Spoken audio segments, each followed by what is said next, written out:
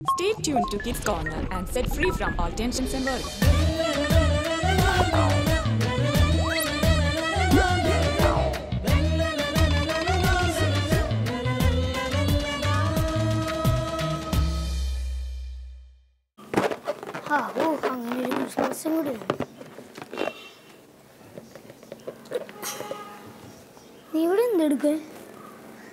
ഇന്ന് 23-ാം തീയതി അല്ലേ? ഏഞ്ചൽസ് ആർമി ക്രിസ്മസ് മെറ്റീരിയൽ പറഞ്ഞിരിക്കുന്ന കാര്യം ചെയ്തിട്ട് ആ പിക്ചറിൽ കളർ ചെയ്യുക. നീ ഇന്ന് എന്ത്? ഇന്ന് ഗർഭിണികളായ ആൻറ്റിമാരെ കാണുമ്പോൾ അവരുടെ ഉള്ളിലുള്ള കുഞ്ഞാവയോട് Jesus loves you and I love you too എന്ന് ഞാൻ പറയും. ഞാൻ ആലോചിക്കുന്നു, ഈശോ 2000 വർഷങ്ങൾക്ക് മുമ്പ് ജനിച്ചു, പിന്നെ എങ്ങനെ ഡിസംബർ 25-ന് വീണ്ടും ജനിക്കണേ?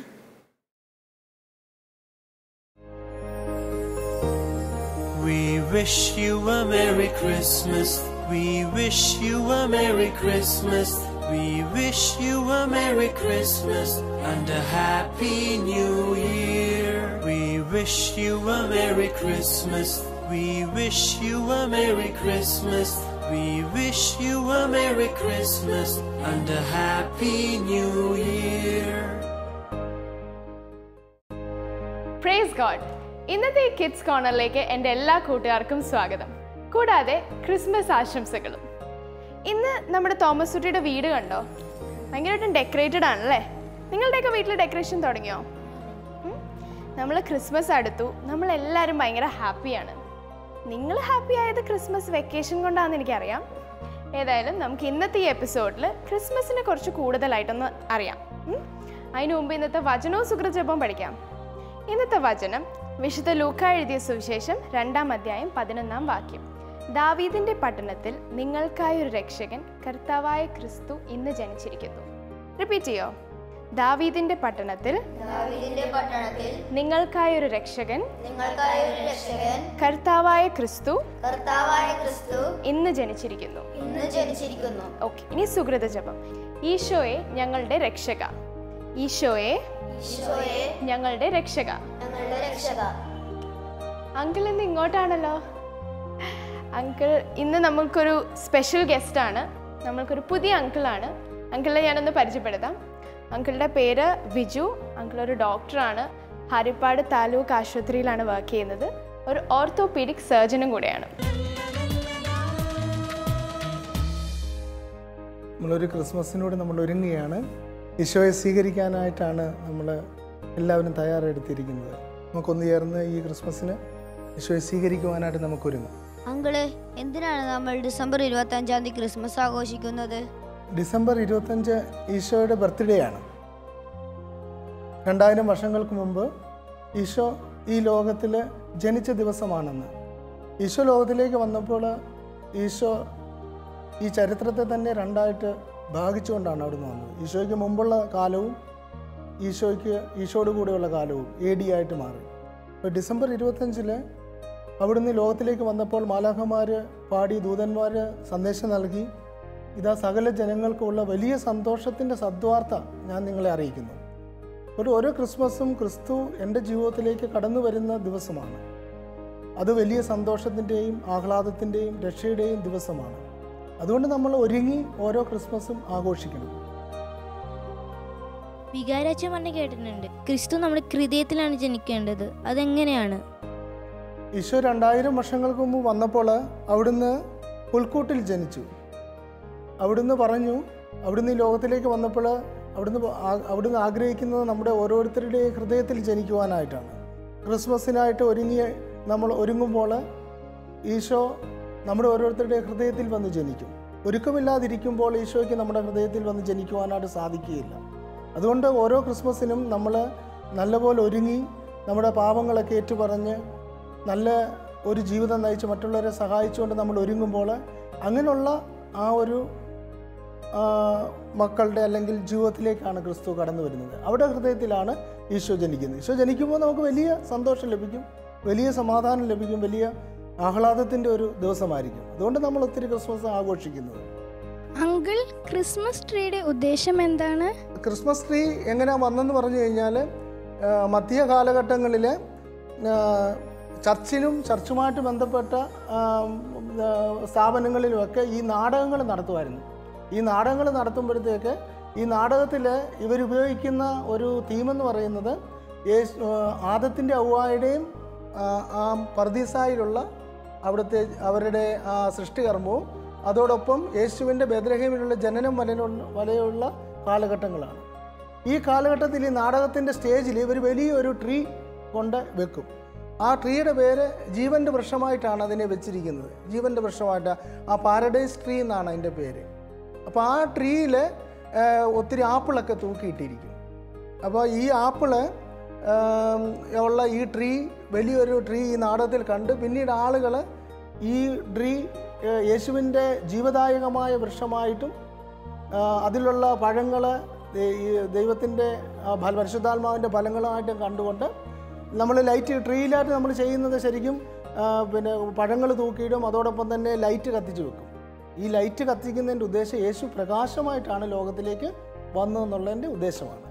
യേശു ലോകത്തിൻ്റെ പ്രകാശമാണ്. നമ്മളിലുള്ള യേശു ഒരു വ്യക്തിയുടെ ജീവിതത്തിലേക്ക് കടന്നു വരുമ്പോഴത്തേക്ക് ആ അന്ധകാരം മാറി അവൻ്റെ ജീവിതത്തിലേക്ക് പ്രകാശം കടന്നു വരുന്നു.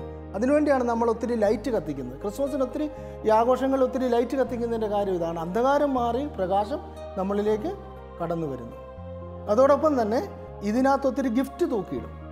കാരണം എന്നാന്ന് പറഞ്ഞു കഴിഞ്ഞാൽ ഈ കർത്താവിൻ്റെ ഈ പ്രകാശം നമ്മൾ മറ്റുള്ളവരുമായിട്ട് പങ്കുവയ്ക്കാനുള്ളതാണ്. നമുക്ക് ലഭിച്ചിരിക്കുന്ന അനുഗ്രഹങ്ങൾ മറ്റുള്ളവരായിട്ട് പങ്കുവയ്ക്കണമെന്ന് ദൈവം ആഗ്രഹിക്കുന്നു. അതുകൊണ്ടാണ് ഈ ഗിഫ്റ്റ്. ആ ഗിഫ്റ്റുമായിട്ട് നമ്മൾ മറ്റുള്ള ആളുകളെ സമീപിച്ച് പാവങ്ങളെയും മറ്റുള്ളവരെയൊക്കെ ക്രിസ്മസ് ആഘോഷിക്കാനായിട്ട് പല രീതിയിൽ കഴിയാത്തവരെയൊക്കെ സമീപിച്ച് നമ്മൾ ഈ ഗിഫ്റ്റ് അവരുമായിട്ട് ഷെയർ ചെയ്യണം. നമ്മൾ അവരുമായിട്ട് പങ്കുവയ്ക്കണം. അപ്പോഴാണ് കൂടുതൽ ഇതിന് അർത്ഥമുള്ളതാകുന്നത്. അപ്പോൾ ക്രിസ്മസ് ട്രീയിൽ നമ്മൾ കാണുന്ന ജീവൻ്റെ വൃക്ഷമായിട്ടാണ് കാണുന്നത്. ആ വൃക്ഷം യേശുവിനെയും ആദവും ഔവായുടെയും കാലം മുതൽ യേശുവിൻ്റെ കാലം വരെയുള്ള ചരിത്രത്തെ അത് പ്രത്യേകമായിട്ട് കാണിച്ചു തരുന്നു. അതോടൊപ്പം തന്നെ ആ വൃക്ഷം ജീവൻ്റെ വൃക്ഷമായിട്ട് നമ്മൾ കണ്ടുകൊണ്ട് ആ ലൈറ്റിനെ നമ്മൾ സ്വീകരിക്കാനായിട്ട് നമ്മൾ ഒരുങ്ങണം. അതിനായിട്ട് നമ്മുടെ പാപങ്ങളും നമ്മുടെ തെറ്റുകളുമൊക്കെ കൂടുതൽ അനുദപിച്ച് മാപ്പിരുന്നുകൊണ്ട് യേശുവിനെ നമ്മുടെ ജീവിതത്തിൽ രക്ഷകനായിട്ട് സ്വീകരിക്കുമ്പോൾ അത് വലിയ ഒരു നല്ല ആഘോഷമായിട്ട് നമ്മുടെ ജീവിതത്തിലേക്ക് കടന്നു വരും. ക്രിസ്തു എന്തിനാണ് കാലിത്തൊഴുത്തിൽ ജനിച്ചത്? നല്ലൊരു ചോദ്യമാണ്. ക്രിസ്തു എന്തിനാണ് കാലിത്തൊഴുത്തിൽ ജനിച്ചത്? നമുക്കറിയാം ക്രിസ്തു ദൈവമാണ്.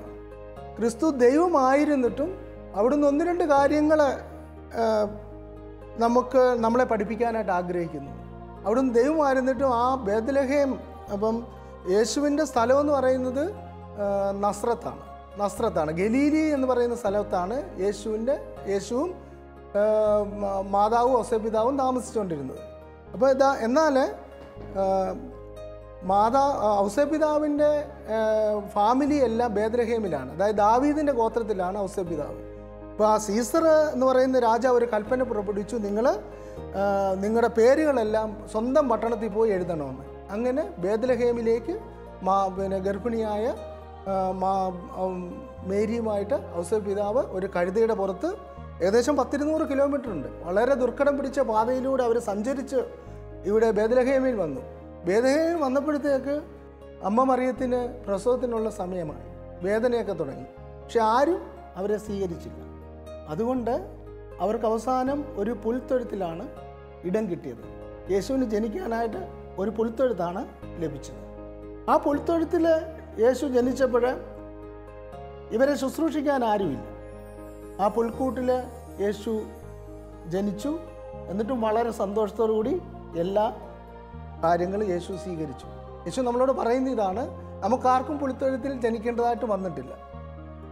ഈശോ ദൈവമായിരുന്നിട്ട് അവിടുന്ന് പുൽത്തൊഴുത്തിൽ ജനിച്ചുകൊണ്ട് നമുക്കൊക്കെ നല്ല മാതൃക തരികയാണ്. എന്തൊക്കെ മാതൃകയാണ്? ഏറ്റവും പ്രയാസകരമായ ഒരു പുണ്യം പഠിപ്പിക്കുകയാണ്, എളിമ. നമ്മുടെ ജീവിതത്തിൽ എളിമയുണ്ടാകണം. നമ്മുടെ ജീവിതത്തിൽ അതുപോലെ ആ സമാധാനം, കർത്താവ് വന്നപ്പോഴത്തേക്ക് നമുക്ക് ആ വലിയ എളിമ തരാനായിട്ട് ആഗ്രഹിക്കുന്നു. അതുപോലെ തന്നെ ദാരിദ്ര്യത്തെയൊക്കെ സ്വീകരിക്കാനായിട്ട് നമ്മൾ പഠിക്കണം. കർത്താവ് ലോകത്തിൽ വന്നപ്പോൾ അതാണ് ചെയ്തത്. അവിടുന്ന് എളിമയും ദാരിദ്ര്യവും സ്വീകരിച്ചുകൊണ്ട് പുൽത്തൊഴുത്തിൽ പിറന്നു. ആ പുൽക്കൂട്ടിൽ പിറന്ന യേശുവിൻ്റെ ഓർമ്മയ്ക്കായിട്ടാണ് ഇതൊക്കെ നമ്മുടെ ജീവിതത്തിൽ ഈ പുണ്യങ്ങൾ ഉണ്ടാകണമെന്ന് ആഗ്രഹിച്ചുകൊണ്ടാണ് നമ്മൾ ഓരോ വർഷവും ഈ പുൽക്കൂടൊക്കെ ഉണ്ടാക്കി നമ്മൾ ആഘോഷിക്കുന്നത്. അങ്കിളെ, ക്രിസ്മസിന് എന്തിനാണ് നമ്മൾ പുൽക്കൂട് ഉണ്ടാക്കുന്നത്? യേശുവിൻ്റെ ജനനത്തിന് ശേഷം ഈ പുൽക്കൂട് ഉണ്ടാക്കുന്നത് ഒരു പതിവായിരുന്നു. കാരണം പുൽക്കൂട്ടിൽ പിറന്ന യേശുവിനെ അനുകരിച്ചുകൊണ്ട് അനേക സമാധാന സന്തോഷം ലഭിച്ച ഒരു പുൽക്കൂട്ടുണ്ടാക്കി. എന്നാൽ ഇത് ഫ്രാൻസിസ് അസീസിയുടെ കാലഘട്ടത്തിലാണ് ഇത് കൂടുതൽ പ്രചാരം ലഭിച്ചത്. ഈ പുൽക്കൂട് അസീസി എന്തെടുത്തു? കർത്താവ്, ഫ്രാൻസിസ് ഓഫ് അസീസി പറയുന്ന കർത്താവ് ഈ പുൽക്കൂട്ടിൽ പിറന്നത് ഇതിനെ അനുകരിച്ചുകൊണ്ട് അസീസി എല്ലാവരെയും കൂട്ടുകാരെ എല്ലാം വിളിച്ചിട്ട് പറഞ്ഞു നമുക്കൊരു പുൽക്കൂടുണ്ടാക്കാം. അങ്ങനെ ഒറിജിനലായിട്ടൊരു പുൽക്കൂടുണ്ടാക്കി. ആ പുൽത്തൊഴുത്തിനകത്ത് കൊണ്ടുവന്ന് അവരോട് പറഞ്ഞു നിങ്ങളുടെ വീട്ടിലുള്ള ഈ പശുവിനെയും ആടിനെയും എല്ലാം കൊണ്ടുവരിക, നമുക്കിവിടെ കിടത്താം. ഇങ്ങനെ ഈ ഉണ്ടാക്കിയ പുൽത്തൊഴുത്തിൽ കൊണ്ട പശു യഥാർത്ഥത്തിൽ ഒരു പുൽക്കൂട് അവിടെ ഉണ്ടാക്കി. അതിനകത്ത് യേശു പിറക്കുന്നതായിട്ട് കണ്ട് ദൈവത്തെ സ്തുതിച്ച് ആരാധിച്ചു. അതിനുശേഷമാണ് യൂറോപ്പിലൊക്കെ ഇത് ഏറ്റവും അധികമായിട്ട് പ്രചാരം ലഭിച്ചത്, പുൽത്തൊഴുത്തിൽ. അപ്പോൾ ഫ്രാൻസിസ് അസീസി ആ എളിമ, കർത്താവിനുണ്ടായിരുന്ന ആ എളിമ അനുകരിക്കാൻ വേണ്ടിയാണ് ആ പുൽക്കൂട് വീണ്ടും ഉണ്ടാക്കിയത്. പിന്നീട് അത് എല്ലാവരും അത് ഏറ്റെടുത്തു. അപ്പോൾ നമ്മുടെ ജീവിതത്തിൽ ഇന്ന് നമ്മൾ ക്രിസ്മസ് ആഘോഷിക്കുമ്പോൾ ദൈവം നമ്മളിൽ നിന്ന് ആഗ്രഹിക്കുന്നത് ഈ എളിമയും വിനയവും സമാധാനവും ഒക്കെ നമ്മുടെ ജീവിതത്തിൽ ഉണ്ടാകുവാനായിട്ട്. കർത്താവ് ജനിച്ചപ്പോഴത്തേക്ക് മാലാഖമാർ വന്ന് പാടി, അത്യുന്നതങ്ങളിൽ ദൈവത്തിന് മഹത്വം, ഭൂമിയിൽ സന്മനസ്സുള്ളവർക്ക് സമാധാനം. ഈ സമാധാനം, ഈ രക്ഷയും നമ്മുടെ ജീവിതത്തിൽ സ്വീകരിക്കണമെന്ന് ദൈവം ആഗ്രഹിക്കുന്നു. ആ രക്ഷ നമുക്ക് സ്വീകരിക്കണമെങ്കിൽ യേശുവിനെ നമ്മുടെ ഹൃദയത്തിൽ നമ്മൾ സ്വീകരിക്കണം. ഓരോ എല്ലാവരുടെയും ജീവിതത്തിൽ ഇനിയും യേശു പുൽത്തൊഴുത്തിൽ പിറക്കുവാനായിട്ട് ആഗ്രഹിക്കുന്നില്ല. ഇനിയും നമ്മുടെ ഹൃദയത്തിൽ പിറക്കുവാനായിട്ടാണ് ക്രിസ്തു ആഗ്രഹിക്കുന്നത്. അത് ആഗ്രഹിക്കുന്ന, യേശുവിന് വേണ്ടി ഒരുങ്ങിയിരിക്കുന്ന ഓരോ മക്കളുടെയും ഹൃദയത്തിലേക്ക് യേശു വന്ന് പിറക്കും. അങ്ങനെ പിറക്കുമ്പോൾ മാത്രമാണ് നമുക്ക് ക്രിസ്തുമസ് ഒരു അനുഭവമായിട്ട് മാറുന്നത്, സന്തോഷത്തിൻ്റെ ഒരനുഭവം. നമ്മളെല്ലാം ഒരുക്കി വെക്കുകയാണ്. ഈ എല്ലാം ഒരുക്കുന്നതിൻ്റെ കൂട്ടത്തിൽ ഒരു ആന്തരികമായിട്ടുള്ള ഒരുക്കം വേണം ക്രിസ്തുവിനെ സ്വീകരിക്കുവാനായിട്ട്. അഹങ്കാരം ഉള്ളിടത്തും കൂടുതൽ അശുദ്ധി ഉള്ളിടത്തും ക്രിസ്തു വന്ന് പിറക്കുകയില്ല. ക്രിസ്തു എളിമയും വിശുദ്ധിയുമുള്ള സ്ഥലങ്ങളിലാണ് ക്രിസ്തു വന്ന് പിറക്കുന്നത്. അതിനായിട്ട് നമ്മുടെ ഹൃദയത്തെ നമുക്ക് ഈ ക്രിസ്മസിനായിട്ട് പ്രത്യേകമായിട്ട് ഒരുക്കാം. അതുപോലെ നമ്മൾ ഈ പുൽക്കൂട് ഉണ്ടാക്കുമ്പോഴും ഈ ക്രിസ്മസ് ട്രീ ഉണ്ടാക്കുമ്പോഴും ഇതിലൂടെയൊക്കെ ദൈവം നൽകുന്ന സന്ദേശം, ഒരു വൃക്ഷത്തിലൂടെ, ആദ്യത്തെ വൃക്ഷത്തിലൂടെ മരണം കടന്നു വന്നെങ്കിൽ രണ്ടാമത് കർത്താവ് ജീവൻ്റെ അപ്പമായിട്ട് വന്നു. ആ വൃക്ഷത്തിലെ പഴങ്ങൾ പറിച്ച് തിന്നുന്ന ഓരോ മക്കളും ഇന്ന് ജീവനിലേക്ക് കടന്നു വരും. ക്രിസ്തുവാണ് ആ വൃക്ഷത്തിലെ പഴമായിട്ട്, അപ്പമായിട്ട് വന്നത്. ബെത്ലഹേമിൻ്റെ അർത്ഥം അറിയാവും? ബെത്ലഹേം എന്ന് പറഞ്ഞാൽ അപ്പത്തിൻ്റെ നാട്. അവിടെ വന്ന് ക്രിസ്തു ജനിക്കണമെന്നാണ് പ്രവാചകന്മാർ പറയുന്നത്. പിന്നെ പ്രവാചകന്മാരുടെ പ്രവചനങ്ങളുടെ എല്ലാം പൂർത്തീകരണമായിട്ടാണ് ക്രിസ്തു വന്നത്. അങ്ങനെ വന്ന് ആ ബേത്ലഹേമിൽ പിറന്നപ്പോഴത്തേക്ക് ക്രിസ്തു നമുക്ക് നൽകുന്ന സന്ദേശം, ഞാൻ ഇന്ന് വന്നിരിക്കുന്നത് ജീവൻ്റെ രക്ഷയുടെ അപ്പമായിട്ടാണ്. ആ ഈശോയെ നമുക്ക് ഈ ക്രിസ്മസിനെ സ്വീകരിച്ചുകൊണ്ട് ആ വലിയ സന്തോഷത്തിലേക്കും സമാധാനത്തിലേക്കും നമുക്ക് കടന്നു വരാം. അതോടൊപ്പം തന്നെ ക്രിസ്തു നൽകുന്ന ആ സന്ദേശം മറ്റുള്ളവർക്കുമായിട്ട് പങ്കുവയ്ക്കുവാനായിട്ട് നമുക്ക് ഒരുങ്ങാം. നമുക്കുള്ളത് മറ്റുള്ളവരുമായിട്ട് നമുക്ക് പങ്കുവയ്ക്കാം. നമ്മുടെ ഈ സന്തോഷത്തിൽ അനേക ആളുകൾ ഒരുപക്ഷെ അവിടെ ഇവിടെയൊക്കെ ഒന്നും ക്രിസ്മസ് ആഘോഷിക്കാൻ സാധിക്കാതെ ഉണ്ടായിരിക്കും. ഈ ഒരു കാലഘട്ടത്തിൽ, ഈ ഒരു സമയത്ത് നമുക്ക് അവരെയൊക്കെ ഒന്ന് കണ്ടുവരുത്തിക്കൊണ്ട് ആരെങ്കിലും ഒരാളെയെങ്കിലും നമുക്ക് ആത്മാർത്ഥമായിട്ട് സഹായിച്ചുകൊണ്ട്, ആത്മാർത്ഥമായിട്ട് ക്രിസ്തു എൻ്റെ ജീവിതത്തിൽ, എൻ്റെ ഹൃദയത്തിൽ പിറക്കുവാനായിട്ട് നമുക്കൊരുങ്ങാം. അതിനായിട്ട് നമുക്ക് തയ്യാറെടുക്കാം. ഏതെങ്കിലും പോരായ്മകളുണ്ടെങ്കിൽ അതൊക്കെ ഈ ദിവസങ്ങളിൽ കൂടുതൽ നമ്മുടെ ജീവിതത്തിൽ മാറ്റിക്കൊണ്ട് ക്രിസ്തുവിനെ സ്വീകരിക്കാൻ നമുക്കൊരുങ്ങാം. ഈ ക്രിസ്മസ് നമുക്കെല്ലാവർക്കും വലിയൊരു സന്തോഷത്തിൻ്റെയും സമാധാനത്തിൻ്റെയും പ്രത്യാശയുടെയും ജീവൻ്റെയും ഒരു ഉത്സവമായി മാറട്ടെ. നമ്മളിലുള്ള അന്ധകാരങ്ങളെല്ലാം നീങ്ങിപ്പോകട്ടെ. പ്രകാശത്തിൻ്റെ മക്കളായി നമ്മൾ തീരട്ടെ. അതിനായിട്ട് നമുക്കൊരുങ്ങാം, നമുക്ക് പ്രാർത്ഥിക്കാം. ക്രിസ്തുവിനെ നമുക്ക് നമ്മുടെ ഹൃദയത്തിൽ രാജാവായിട്ടും കർത്താവായിട്ടും നമുക്ക് സ്വീകരിക്കാം. നമ്മൾ അങ്കിളിനോട് സംസാരിച്ചു കഴിഞ്ഞപ്പോൾ ക്രിസ്മസിനെ കുറിച്ച് കൂടുതൽ അറിയാൻ പറ്റി അല്ലേ? ക്രിസ്മസിൻ്റെ പ്രാധാന്യം അറിയാൻ പറ്റി. അപ്പോൾ ഇനി അടുത്ത സെഗ്മെൻറ്റ് കുറച്ച് ഇൻട്രസ്റ്റിംഗ് ആണ്. നമുക്ക് ക്രിസ്മസ് എന്ന് പറയുമ്പോൾ തന്നെ കുറച്ച് കാര്യങ്ങൾ നമ്മുടെ മനസ്സിലേക്ക് വരും. പുൽക്കൂട്, ക്രിസ്മസ് ട്രീ, ഡെക്കറേഷൻസ്. അതിൻ്റെ കൂടെ കൂടുന്ന ഒരു കാര്യമാണ് ക്രിസ്മസ് ക്യാരൽസ്. നിങ്ങളുടെയൊക്കെ വീടുകളിൽ വരാറില്ലേ ഒരു പപ്പാനിയും കുറേ പിള്ളേരും കൂടെ ക്രിസ്മസ് ക്യാരലും പാടി? അപ്പോൾ ഇന്ന് കിഡ്സ് കോർണറിൽ നമുക്കൊരു ചെറിയ ക്രിസ്മസ് ക്യാരലുണ്ട്. അപ്പോൾ അത് കേൾക്കുന്നതിന് മുമ്പ് ഇന്നത്തെ വചനവും സുഹൃത്തുക്കളും നിങ്ങളുടെ ഏറ്റു പറയാം. വിശുദ്ധ ലൂക്ക എഴുതിയ സുവിശേഷം 2-ാം അധ്യായം 11-ാം വാക്യം. ദാവീദിൻ്റെ പട്ടണത്തിൽ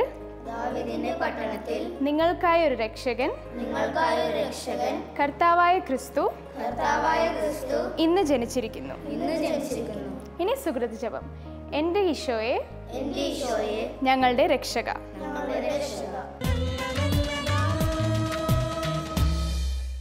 Long time ago in Bethlehem, so the Holy Bible says, Mary's boy child, Jesus Christ, was born on Christmas Day. Hark now, hear the angels sing, a new king's born today. That man will live forevermore because of Christmas Day. Trumpets sound, the angels sing, listen to what they say. That man will live forevermore because of Christmas Day. While shepherds watch their flocks by night, they see a bright new shining star. They hear a choir of angels sing, music seems to come from afar. Hark now, hear the angels sing, a new king's born today. That man will live forevermore because of Christmas Day. Trumpets sound, the angels sing, listen to what they say. That man will live forevermore because of Christmas Day. Now Joseph and his wife Mary came to Bethlehem that night. They find no place to lay the child, not a single room was inside. Hark now, hear the angels sing, a new king's born today. That man will live forevermore because of Christmas Day. Trumpets sound, the angels sing, listen to what they say. That man will live forevermore because of Christmas Day. That man will live forevermore because of Christmas Day.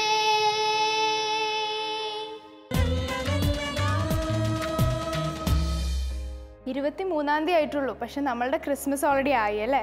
നമ്മൾ carol കണ്ടു, cake cutting കഴിഞ്ഞു, നമ്മളുടെ സംശയങ്ങളൊക്കെ കഴിഞ്ഞു. ഇനി നമുക്കൊരു interesting ആളെ കുറിച്ച് കേൾക്കാം. അമ്മാമ്മ അവിടെ കാത്തിരിക്കുകയായിരിക്കും നമുക്ക് സാന്റാക്ലോസിനെ കുറിച്ച് പറഞ്ഞു തരാൻ. അപ്പോൾ വേഗം നമുക്ക് വചനവും സുകൃജപമായിട്ട് പറഞ്ഞിട്ട് പോവാം. വിശുദ്ധ ലൂക്ക എഴുതിയ സുവിശേഷം 2-ാം അധ്യായം 11-ാം വാക്യം. ദാവീദിന്റെ പട്ടണത്തിൽ നിങ്ങൾക്കായൊരു രക്ഷകൻ കർത്താവായ ക്രിസ്തു ഇന്ന് ജനിച്ചിരിക്കുന്നു. ഇനി സുകൃത ജപം. എൻ്റെ ഈശോയെ ഞങ്ങളുടെ രക്ഷക.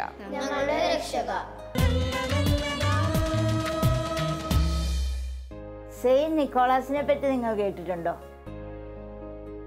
ഒത്തിരി ധനമുള്ള ഒരു കുടുംബത്തിലാണ് നിക്കോളാസ് ജനിച്ചത്. ചെറുപ്പത്തിലെ തന്നെ നല്ല ദൈവഭക്തനും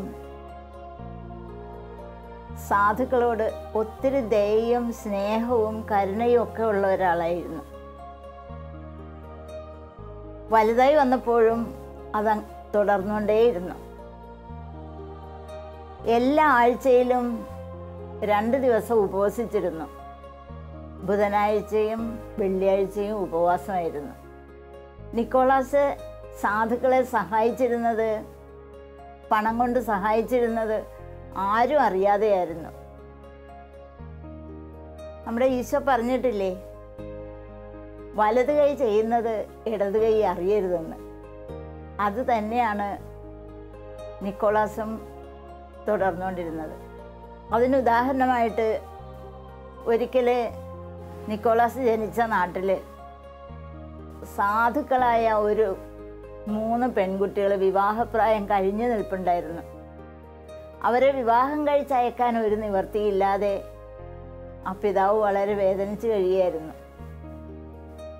ഒരു ദിവസം രാത്രിയിൽ ആരോ ഒരു വലിയൊരു പൊതി, അതായത് പണം കൊണ്ടുവന്ന് ആ വീട്ടിലിട്ടിരുന്നു. ആരാണെന്ന് ഒന്നും അറിഞ്ഞില്ല. കുറച്ച് നാൾ കഴിഞ്ഞപ്പോൾ അതിൻ്റെ വിവാഹം കഴിഞ്ഞു. രണ്ടാമത്തെ ഇതിൻ്റെ വിവാഹത്തിനും ഇതുപോലെ തന്നെ ഒരു പൊതി പണം കൊണ്ടുവന്ന് ആരോ ഇട്ടിരുന്നു.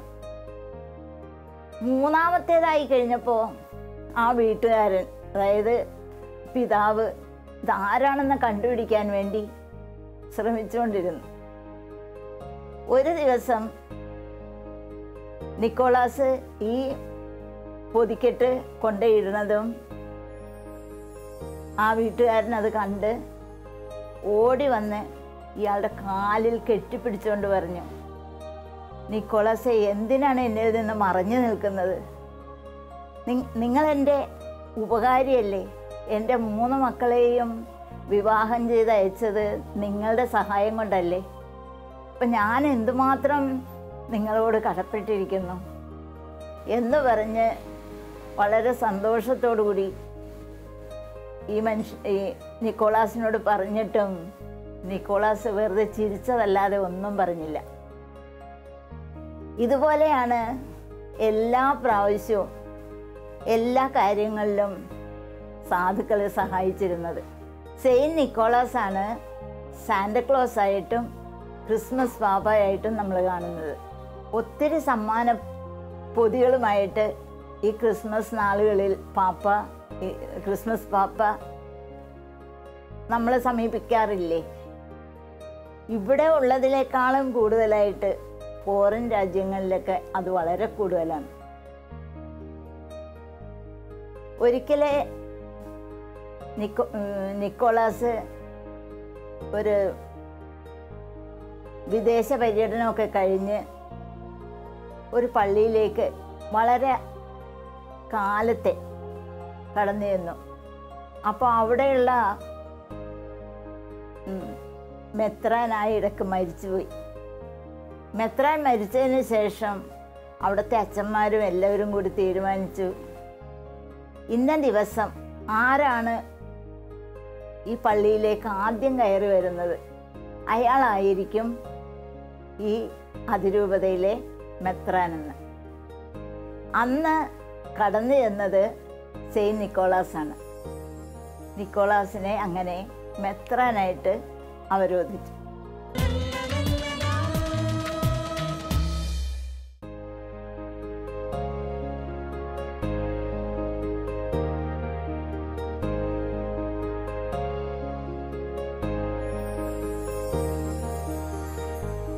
ഇപ്പോഴത്തെ വിഷ്വൽ കണ്ടോ? നിങ്ങളുടെയൊക്കെ വീടുകളിൽ ഡെക്കറേഷൻസ് ആരാണ് എടുത്തു വെക്കാറ്? മമ്മി. അതെന്തുകൊണ്ട് അങ്ങനെ ചെയ്യുന്നത്? നിങ്ങളെന്താ ചെയ്യാത്തത്? സാധാരണ നമ്മുടെ വീടുകളിൽ ഡെക്കറേറ്റ് ചെയ്യാൻ നമ്മൾ ഭയങ്കര ആക്റ്റീവായിരിക്കും. നമ്മുടെ കസിൻസ് ഉണ്ടാവും, ഫ്രണ്ട്സ് ഉണ്ടാവും, ഭയങ്കര ആക്റ്റീവായിട്ട് നമ്മൾ ചെയ്യും. പക്ഷേ ഡെക്കറേഷൻസ് എടുത്തു വെക്കുന്നത് അമ്മമാരുടെ ജോലി. അങ്ങനെ ചെയ്യരുത്. നമ്മളും കൂടെ കൂടിയിട്ട് നമ്മളും കൂടെ അത് നീറ്റായിട്ട് പാക്ക് ചെയ്ത് അടുത്ത കൊല്ലവും അത് ഉപയോഗിക്കാൻ പറ്റാവുന്ന രീതിയിൽ എടുത്തു വെക്കണം. ചെയ്യോ? ഈ കൊല്ലം അപ്പം അമ്മമാരെ ഹെൽപ്പ് ചെയ്യോ? ഓക്കെ, അപ്പോൾ ഇന്നത്തെ എപ്പിസോഡ് ഇവിടെ കഴിയാണ്. നിങ്ങളുടെ സംശയങ്ങൾ കഴിഞ്ഞു. ക്രിസ്മസിൻ്റെ പ്രാധാന്യം എന്താണെന്ന് നമ്മൾ അറിഞ്ഞു. അപ്പോൾ ഒന്നും കൂടെ വചനവും സുകൃജപവും ഏറ്റു പറഞ്ഞിട്ട് നമുക്ക് അവസാനിപ്പിക്കാം. വിശുദ്ധ ലൂക്ക എഴുതിയ സുവിശേഷം 2-ാം അധ്യായം 11-ാം വാക്യം. ദാവീദിന്റെ പട്ടണത്തിൽ നിങ്ങൾക്കായൊരു രക്ഷകൻ കർത്താവായ ക്രിസ്തു ഇന്ന് ജനിച്ചിരിക്കുന്നു. ഇനി സുകൃത ജപം. എൻ്റെ ഈശോയെ ഞങ്ങളുടെ രക്ഷക. ഇന്നത്തെ എപ്പിസോഡ് ഇവിടെ കഴിഞ്ഞു. എല്ലാവർക്കും ഒരു മെറി ക്രിസ്മസ്. അപ്പോൾ ഇനി അടുത്ത ആഴ്ച കാണും. അതുവരേക്കും ബൈ.